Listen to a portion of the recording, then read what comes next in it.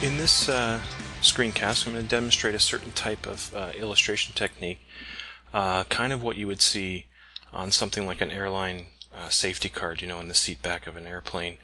The first time I saw it, that I really thought it was a neat way to illustrate was in the British car magazine Top Gear. They have a section near the beginning sometimes. I think it's called the Survival Guide, Top Gear Survival Guide, and they do their illustrations in this way, and it's quite neat for certain types of illustrations. So we'll just go ahead. First thing I will do is import. Actually, before I do that, I'm going to create a layer to put my bitmap image on, and this is probably the toughest part of the whole process, is finding an appropriate image. You want something that's kind of not silhouetted, but something that's got a clearly defined shape that you can trace around. So what we'll do first is create a new layer. We'll bring up the layer dialog, Shift-Control-L, and we'll create a new layer. We'll call it background, and we'll put it below the current layer.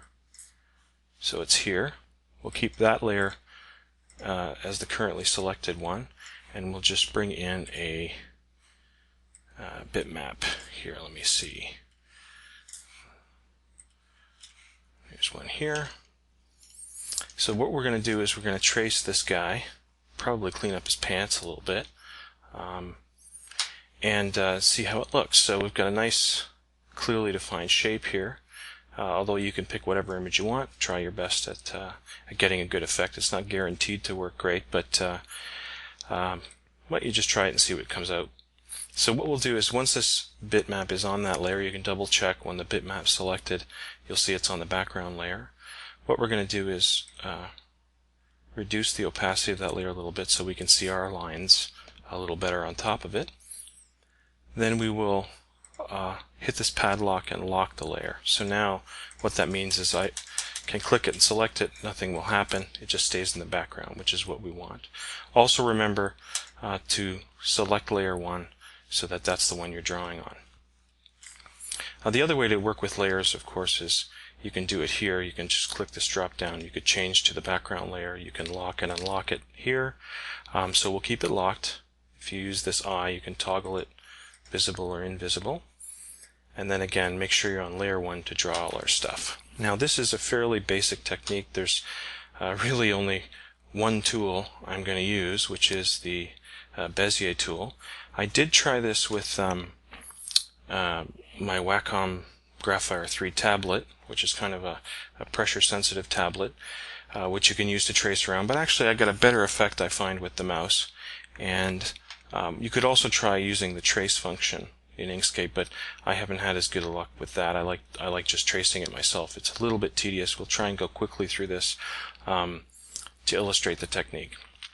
So all we'll do is select the Bezier tool, and we'll just start tracing. Now, one thing you might want to do is try to trace everything that's going to be a certain color as a separate closed shape, so that we can just fill it in and not worry about it.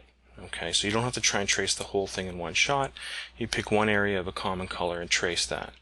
Okay, we'll do a little bit of fixing up later to make sure things overlap correctly in the right order, but we'll just go ahead here and start. So we just, and I'm not even really being that careful with the Bezier tool. I've never been that great with it. You can almost just go through and click in this manner. You've got to remember that actually, you know what, we'll probably back up here. Just hit the delete key if you get a node you don't want. We'll probably do the bottom part in a slightly different color, so we'll keep it as a separate object. And you can see how that starts out. And try and go fairly quickly through this. Of course, the more time you spend on the tracing, the better your results will be. Don't worry about overlapping, because one is going to, eventually we're going to fill these in and they're going to overlap and look the way you want them to.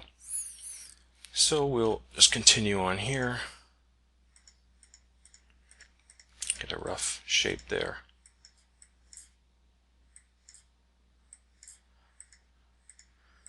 Go through the arm.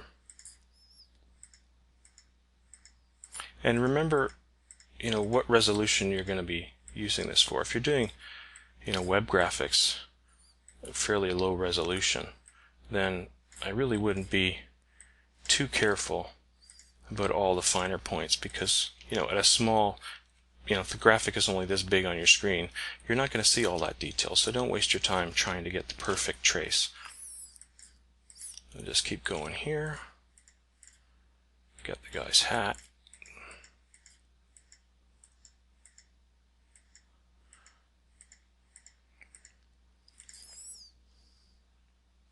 And then just the back of his head.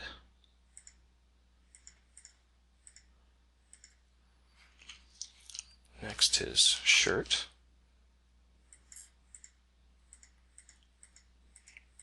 And we're just going to make his shirt all one color.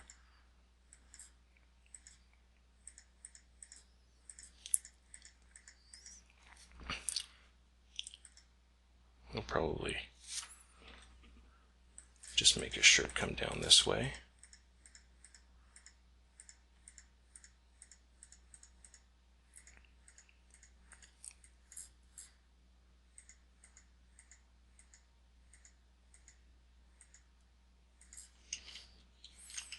And we'll get his butt.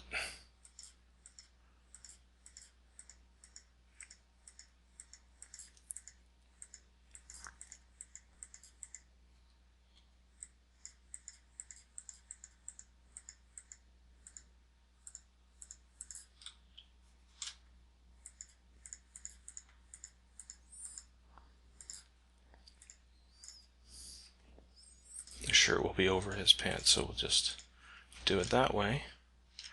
And we'll get his one shoe. Now here's where you kind of make a judgment. If you want to make the sole a different color, it might look a little better. So you can try and do it in two separate shapes.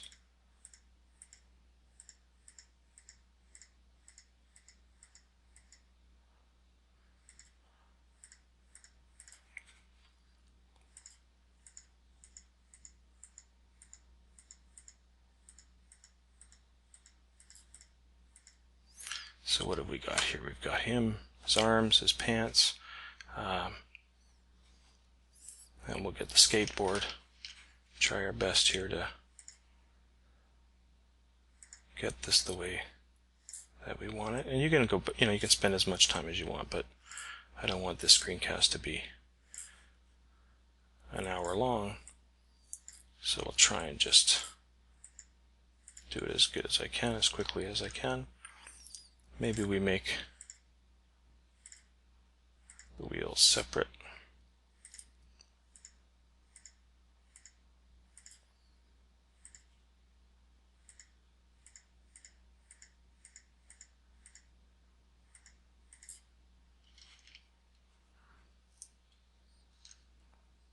And you could probably use that wheels we just drew, copy them or duplicate them, mirror them and use them here, but I'll just trace it out for simplicity.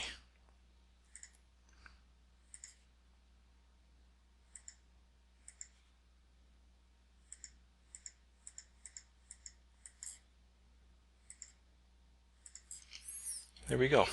So that's all our tracing. Now what I normally do is I leave this alone, but I window everything I just drew. I duplicate it, and I bring it off to the side so I can see what I've got to work with. And now it's just a matter of picking your fill colors and arranging them in layers, one on top of the other that makes sense. So we'll start with the hat. We'll probably make that a dark gray. We'll start with the, or we'll go to the shirt next. Probably make that something.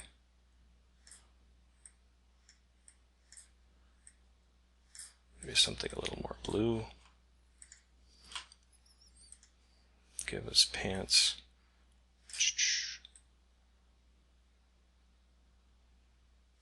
A little bit different blue. And your color choices are completely up to you. I'm just making things up here as I go along. Shoe soles will go dark gray, and the shoes a lighter gray. And then once you get colors that you want to duplicate, of course, you just select the new object, the dropper, and the gray. Don't worry about what's on top of white yet. We'll do skateboard, select that, and well, let's do the wheels first. All 4 wheels, we'll make them. Did we get the wheels? I don't think. All 4 wheels, black, the 2 axles, type of gray, and I don't know, we'll make the board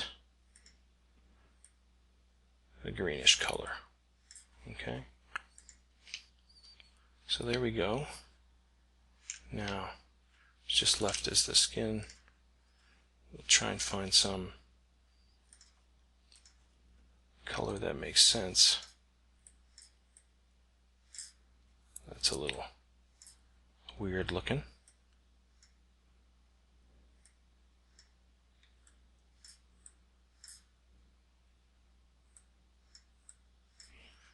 Okay, so we'll do that. Use the dropper, cover that one, and maybe we'll make the face a little darker. So what we can do is hit the dropper and then just darken a little bit. Probably make that one match the face. Okay, and now what I'll do is just go through and kind of use the page up and page down buttons. You see here, I'm just lowering it so it makes better sense. Same with the face. Under the hat, under the shoulder. I'm not sure where the arm is. I guess we're already behind the shirt, so that's good. Pants are behind the, I believe, there we go, behind the shirt. This part of the shoe below the pants, and that part below the pants. So we could have done some more detail in the shoe, but we won't worry about it for now. So there's our basic drawing. Now what I like to do is, at this point, window everything and change the stroke style to something a little thicker maybe for this. You just do it by eye. I usually change the joins to be curves, not that it really matters, and the caps to be curves as well. So you can see here, and this is, at this point you go in and fix up what you think might be off. So for instance, you know, this looks a little odd. Maybe you can make some minor touch-ups that way. Okay, and now what I'll do is, the other distinctive thing about these is that usually they're surrounded by a thick line around the whole object. So what I'll do is, I'll group this now, I'll duplicate it, pull it over, and I'm going to do ungroup it. So all this is this bunch of paths. You can see here 17 paths, and I'm going to union them. So now they're all one color. I'll make 2 of these. One, I'm going to use no fill, and I'm going to change the stroke style to say 6. See how that looks? That might be a bit strong. 5. And I'm going to take that outline and I'm going to move it over top like this. So you can see when you blow up, see there's a thick line around the outside. You can also add some accent lines. If you wanted to add an accent line up here to accentuate the pant leg, you could do that too. I'll just leave it like this for now. And this one I'll take and I will fill it with black, and I'm going to make sure that I've grouped this whole thing. Again, the outline and the shape, so now it's just one shape. And I'll take this one, I'm going to put it down in the bottom, and I'm going to blur it slightly. And the reason I do that is I want to accentuate, kind of pull this thing off the screen a little bit, make it look like it's popping a little bit. And then what I did in the intro is kind of this sunburst effect, but it's a really low-tech way of doing the sunburst. What I'll do is create my square that I want to put him in, and I'll make sure that that's fully opaque, but we'll make it say, I don't know, certain shade of blue, say. That's what I did on the intro as well, but we'll use that similar thing. I'll make a duplicate of this. And now I'm just going to take the Bezier tool again, and I'm going to start going crisscross, but I'm going to make sure I go in one direction. Okay, so I want to get one across here and cross over somewhere so they intersect somewhere in the middle. It doesn't have to be exact, that's the whole point. Get something a little bit more handcrafted looking, I guess, or a little bit more natural or something. And to be honest, it was just the quickest way. When I was practicing this for the screencast, it was the quickest way I could create a starburst effect, was just to draw it like this. There's one more in there. And then close it off. Now I select this object and the square below, and I do path intersection. I'll make this white, and I'll put it up to the top so you can still see it. I'll align these two. Bring up the align dialog. They're aligned. I'll take the white one and I'll just take its opacity down. Something like this. I'll group it, those two. I'll send them to the back to make sure they're below. Then I'll take my, oops, forgot to group those. Take my skater boy here, put him right on top.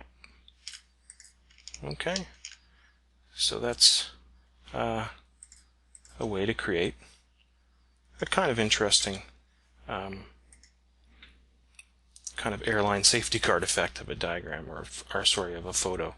And that's it. Could be kind of fun, I guess, to use for website graphics, or maybe a brochure or something else creative like that.